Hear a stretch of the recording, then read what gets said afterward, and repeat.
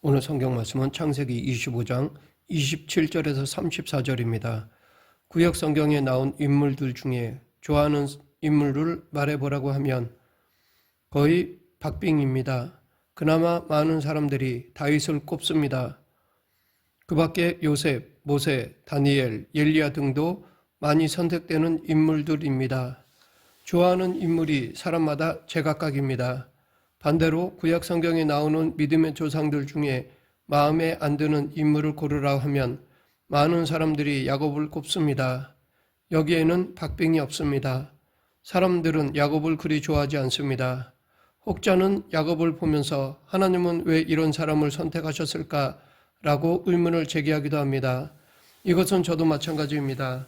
그래서 아브라함, 모세, 요셉, 다니엘 앞에 서면 괜히 주눅이 들지만 야곱 앞에 서면 한번 겨뤄보고 싶은 마음이 들기도 합니다.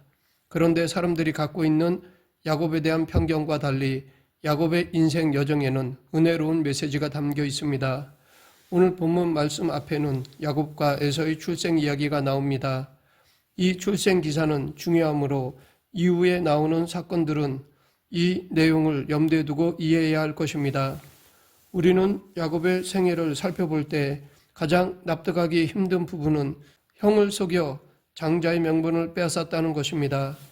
음식을 미끼로 장자의 명분을 빼앗았기에 비겁하고 남자답지 못하다는 생각이 듭니다. 하지만 야곱은 본래 그런 사람일 수밖에 없다고 그의 이름이 가르쳐주고 있습니다. 야곱이라는 이름은 발 뒤꿈치를 잡다라는 뜻으로 의역하면 약탈자라는 뜻을 담고 있습니다. 그러면 속여 빼앗는 사람인 야곱은 그 많은 것 가운데 왜 굳이 자기 형 에서가 가진 장자의 명분을 빼앗으려 했을까요? 우리는 야곱을 비난하다가 이렇게 약삭빠른 야곱을 도대체 하나님은 왜 선택하셨을까 의아하게 여깁니다. 이 시간 이것에 대해 알아보겠습니다. 야곱과 에서 이야기에서 가장 이해가 안 가는 대목은 왜 하나님이 장자인 에서가 아니라 야곱을 택하셨을까라는 것입니다. 이런 의문은 택하심이라는 말을 우리의 기준으로 이해하는 데서 비롯합니다. 하나님이 택하셨다라는 말은 인간이 가진 조건은 하나님에게 선택의 기준이나 고려의 대상이 될 수 없다는 말입니다. 즉 하나님이 우리를 강권하셔서 우리가 구원받았다라는 뜻이 택하심이라는 말 속에 들어 있습니다. 이를 교리에서는 예정 또는 선택이라고 합니다. 하나님이 택하실 때 선택받은 사람의 능력이나 조건은 고려 대상이 아닙니다. 그런데도 우리는 자꾸 오해합니다. 하나님이 전적인 당신의 권한으로 택하셔서 당신의 자녀로 불렀는데도 택함을 입은 사람에게 그럴 만한 자격이 있어서 하나님이 그를 택하셨을 것이라고 생각합니다. 도대체 하나님은 왜 저런 사람을 택하셨을까라고 하며 의아스러워하는 것은 선택이 무엇인지 몰라서 그렇습니다. 선택을 시험 합격과 같은 것이라고 착각하기 때문입니다. 하지만 성경은 우리가 자격을 갖춘 것 하나 없이 하나님의 자녀가 되었다는 이야기를 하기 위해 택하심이라는 단어를 쓰고 있습니다. 이 택하심은 인간의 행위나 그가 지닌 자격과 무관합니다. 야곱이 어떤 행위를 하기도 전에, 아니 야곱이 태어나기도 전에 하나님이 야곱을 택하신 것입니다. 그런데 우리는 자꾸 왜 하나님은 야곱을 선택했을까라고 묻습니다. 야곱이 저지른 옳지 못한 행동이 떠오르기 때문입니다. 성경이 야곱을 들어 말하고자 하는 핵심은 하나님이 야곱을 택하셨기 때문에 그의 인생을 놓아두지 않고 간섭해서 길렀다는 것입니다. 야곱이 에서보다 나은 자라서 하나님이 택했는가 하는 질문에 성경은 관심이 없습니다. 택함받은 야곱이 자기 인생을 홀로 책임지도록 하나님은 방관하시지 않습니다. 오히려 야곱을 통해 이루고자 하시는 하나님의 목적이 있기에 그 목적을 향한 하나님의 일하심이 그의 생애의 전반에 걸쳐 펼쳐집니다. 이것이 택하심입니다.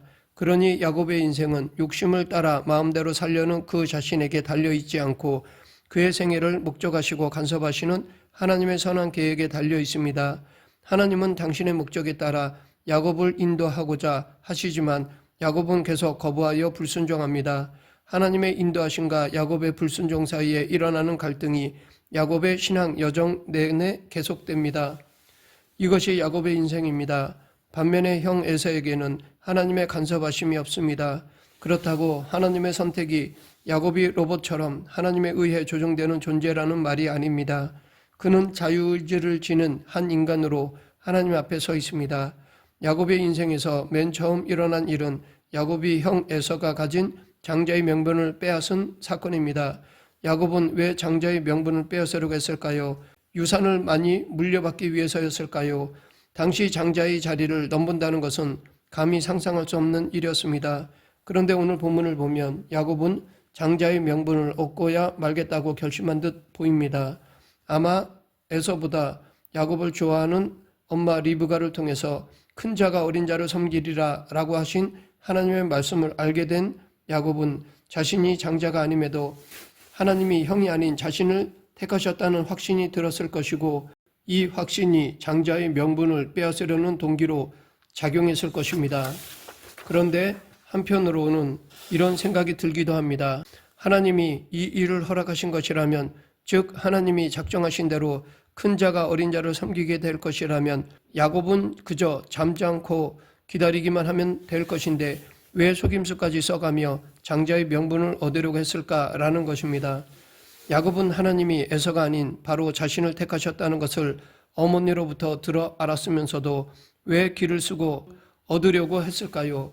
이런 관점에서 보면 오늘 본문 말씀의 초점은 야곱이 장자의 명분을 빼앗으려고 얼마나 비겁하게 굴고 있는가에 있지 않다는 생각이 듭니다. 오히려 왜 야곱은 그렇게 해서라도 장자의 명분을 얻으려고 했을까 하는 관점에서 본문을 보게 됩니다. 구약시대에 가문을 잇는 사람은 언제나 장자였습니다. 다른 자식은 가문의 족보에 올라가지도 않습니다. 그런데 본문에는 야곱이 장자의 명분을 얻기 위해 비겁한 방법까지 동원하고 평소 장자의 명분을 대수롭지 않게 여긴 에서가 이를 팔아넘긴 사건이 나옵니다. 이 사건을 마태복음은 예수 그리스도의 계보에 이렇게 정리하고 있습니다. 아브라함이 이삭을 낳고 이삭은 야곱을 낳고 야곱은 유다와 그의 형제들을 낳고, 통상적인 계보라면 첫째 아들 에서의 이름이 올라가야 할 것입니다. 그런데 이 계보에는 이삭은 에서를 낳고 라고 하지 않고 이삭은 야곱을 낳고 라고 되어 있습니다. 왜냐하면 야곱이 장자가 되었기 때문입니다. 우리는 이 신약의 계보를 염두에 두고 이 사건의 의미를 생각해 보아야 합니다. 그러면 야곱이 장자의 명분을 얻으려고 하는 행동에는 어떤 의미가 있을까요? 신약의 렌즈를 통해 본문의 사건을 바라보면 장자의 명분을 얻으려고 한 야곱의 모습은 나는 예수가 필요하다, 나는 예수의 족보에 들어가야겠다 라는 고백에서 비롯한 행동으로 볼 수 있습니다. 이런 야곱의 태도는 에서의 태도와 대비됩니다. 오늘 본문을 보면 허기진 채 들에서 돌아온 에서가 죽을 끓이고 있는 야곱을 보는 장면이 나옵니다. 배고픈 에서가 죽을 달라고 하자 야곱은 먼저 장자의 명분을 자기에게 팔라고 요구하였습니다. 에서는 지금 배고파 죽을 지경인데 장자의 명분이 무슨 소용이냐라고 하였습니다. 에서에게는 당장 눈앞에 먹고 사는 문제가 중요할 뿐 구속사의 계보, 즉 예수 그리스도는 중요하지 않다는 것을 구약은 이렇게 상징적으로 보여주는 것입니다. 이처럼 구약은 사건과 상징을 통해 메시지를 전달하면서 장자의 명분을 가볍게 여긴 에서의 태도에 영적 문제가 있음을 지적합니다. 가볍게 여겼다라는 말은 망령되게 행했다라는 뜻입니다. 성경은 에서가 장자의 명분을 판 일이 하나님을 업신여기고 자기 영혼을 망하게 한 일이었다고 해석하고 있습니다. 물론 야곱이 장자의 명분을 얻어내려고 비겁한 수를 쓴 행동 자체는 성숙한 모습이 아닙니다. 야곱이 취한 이 방법은 꾸중을 들어야 마땅하지만 그가 행동으로 보여준 구속사의 계보에 들어가려는 것은 나는 예수 그리스도가 필요하다라는 고백이며 이 고백만큼은 무엇과도 비교할 수 없는 귀한 것입니다. 그렇다고 우리는 여기서 섣불리 에서와 달리 야곱은 이런 영적 갈망이 있었기 때문에 택함을 받았다라고 결론 지어서는 안 됩니다. 오히려 야곱은 이미 택함을 받은 자이기 때문에 장자의 명분을 갈망하도록, 즉 예수 그리스도를 갈망하도록 인도받았다고 하는 것이 옳을 것입니다. 성경은 야곱이 이런 영적 초대를 받은 자이기 때문에 그토록 장자의 명분을 얻으려 했던 것이라고 말하고 있습니다. 장자의 명분을 얻으려는 야곱의 분투는 아버지 이삭으로부터 물려받은 재산 때문이 아니었습니다. 단지 재산 때문이었다면 그는 장자의 명분을 지키는 일에 목숨까지 걸지는 않았을 것입니다. 야곱은 형 에서로부터 생명의 위협을 느낀 적이 여러 번 있었지만 그는 목숨을 걸고서라도 장자의 권리를 지켜냈습니다. 야곱의 이런 태도에서 그가 재산 때문에 장자의 권리를 탐한 것이 아니라는 것을 확인할 수 있습니다. 창세기 32장에 가면 야복나루 사건이 나오는데 야곱은 자기 재산을 비롯한 생애 전체가 걸려있는 심각한 상황에서도 결코 장자의 권리를 놓지 않았습니다. 그는 어떤 상황에서도 장자의 명분을 물으지 않았던 것입니다. 나중에 야곱은 야복나루에서 하나님의 사자와 씨름한 후 이스라엘이라는 새로운 이름을 얻었습니다. 그리고 이 이스라엘이라는 이름은 훗날 민족 전체를 가리키는 이름이 됩니다. 왜 한 개인의 이름이 민족 전체를 부르는 이름이 되었을까요? 이 히브리 백성들을 대변할 인물로 야곱만큼 적절한 사람이 없기 때문입니다. 야곱의 삶과 같이 이스라엘 백성들은 하루도 편할 날이 없었습니다. 블레셋의 침공을 받고 아수르에 잡혀가고 바벨론에 끌려가며 계속해서 얻어터집니다. 그러나 이렇게 얻어맞는 경험을 통해 야곱이 고난을 통하여 성장하듯 이스라엘은 성장합니다. 이스라엘은 그들이 잘못하면 하나님에게 징계를 받았지만 역사에서 사라지지는 않았습니다. 반면에 에서의 후예인 에돔은 완전히 사라졌습니다. 그 이유는 에돔의 교만 때문입니다. 성경에서 말하는 교만은 흔히 생각하듯 잘난 체 하는 것을 가리키지 않습니다. 성경에서의 교만은 하나님 없이 자족할 수 있다고 생각하는 것입니다. 다시 말해 나는 예수 그리스도가 필요 없다. 나는 나 홀로 충분하다 라는 생각입니다. 하나님에 대한 에돔의 태도가 이런 교만이었습니다. 에돔의 이 교만은 이미 에서가 죽 한 그릇에 장자의 명분을 팔아넘긴 사건에서 발견할 수 있습니다.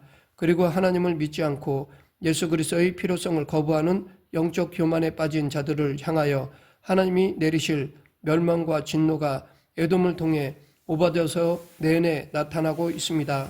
하나님이 야곱과 에서를 들어 우리에게 들려주시는 메시지가 바로 야곱아 내가 너를 택했다. 내가 택했기 때문에 너는 예수를 알고 예수로 말미암아 거듭나 내 자녀로 성장하여 완성될 것이다. 내가 택하지 않은 에서는 자기 자신을 의지하여 살면서 자신이 전부인 줄 아는 미련한 자리에 머무를 것이다. 이것이 에서가 받은 저주이다 입니다.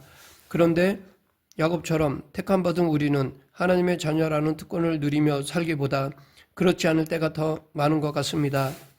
이런 자신의 모습 때문에 하나님의 사랑에 대해서도 자주 의심합니다. 신자를 넘어지게 하는 가장 큰 유혹이 바로 이런 생각입니다. 예수를 믿는 일이 얼마나 복된 것인지 지금으로서는 다 이해할 수 없을 것입니다. 나중에 천국에 가야 온전히 이해가 될 것입니다. 지금 우리는 이 일을 다 이해하지 못하는데 그 중에서도 가장 이해하지 못하는 것이 바로 구원입니다. 우리가 구원을 얻은 것은 우리가 무엇을 해서가 아닙니다. 우리의 선함이 우리를 구원할 수 없습니다. 우리가 구원을 얻은 것은 하나님이 우리의 죄를 먼저 사해 주셔서 우리가 예수 믿는 사람으로 인도받았기 때문입니다. 즉 예수를 믿어서 구원을 얻은 것이 아니라 선택으로 예수를 믿게 된 것입니다. 그런데 혹자는 자신의 죄에 대한 나약함을 직면하게 되면 면목이 없다고 생각하여 더 이상 하나님의 이름을 욕되게 하지 말자, 이렇게 위선자로 살지 말고 하나님 앞에 솔직해지자, 하나님 앞에 떳떳할 수 있을 만큼 훌륭해지면 돌아오겠다라고 말하며 교회를 떠나기도 합니다. 이런 생각이 겉으로 보기에는 양심이 있는 사람처럼 보이지만 정작 어리석은 사람입니다. 왜냐하면 이런 사람은 은혜가 무엇인지 제대로 모르기 때문입니다. 스스로 의인이 될 수 있다고 생각하기 때문입니다. 이것이 교만입니다. 말씀을 맺겠습니다. 우리도 야곱처럼 자주 넘어집니다. 그러나 그 넘어지는 것보다 한 번 더 일으키시고 이끌어 가시는 하나님의 손길이 있어 우리는 더 이상 좌절하지 않을 수 있습니다. 더욱이 하나님은 한 번 시작하신 일은 절대로 포기하지 않으시고 그 무엇에도 방해받지 않으십니다.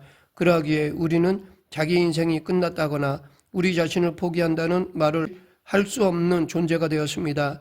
이 사실을 늘 기억하는 저와 여러분이 되길 간절히 축원합니다. 기도하겠습니다.